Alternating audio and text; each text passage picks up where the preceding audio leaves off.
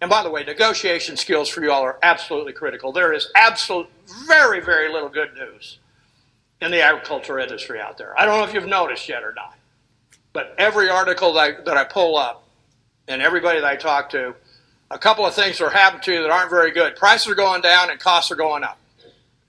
You know, you're seeing projected, the USDA's projected, you're going to see a little relief on chemicals and fertilizer prices this year.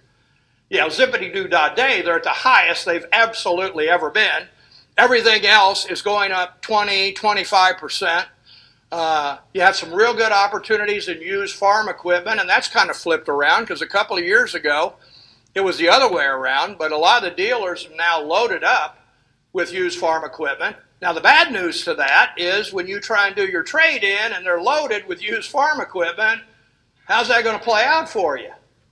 So it is a significant challenge, and these skills are, I said, what other business could you possibly get into where you all work, 12, 14, 16-hour days, with the hope, if you're really good, you'll break even? What? Who wants to do that? But God bless you for doing it, because I think it's pretty obvious I like to eat.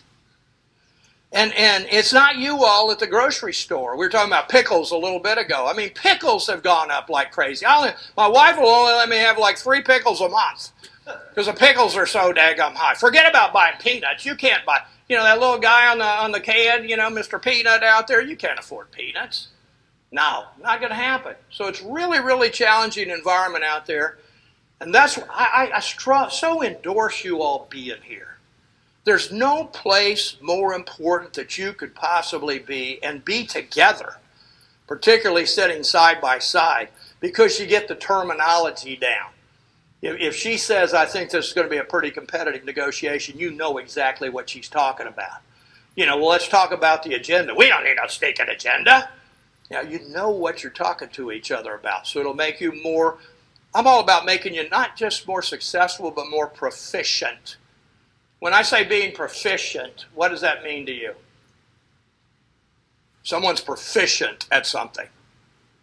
By the way, there'll be more questions. They'll get tougher, too. I'd go ahead and get your participation points early. Effective. They're effective. Yep, that's one half of the equation. Yep, that's the efficiency. You're effective and you're efficient. Why have to discuss it 4 or 5 times if we can just discuss it once? Why have it eat up your attention and your thought process in the middle of the night at 2 a.m. thinking about it when you could get the deal done in a shorter period of time?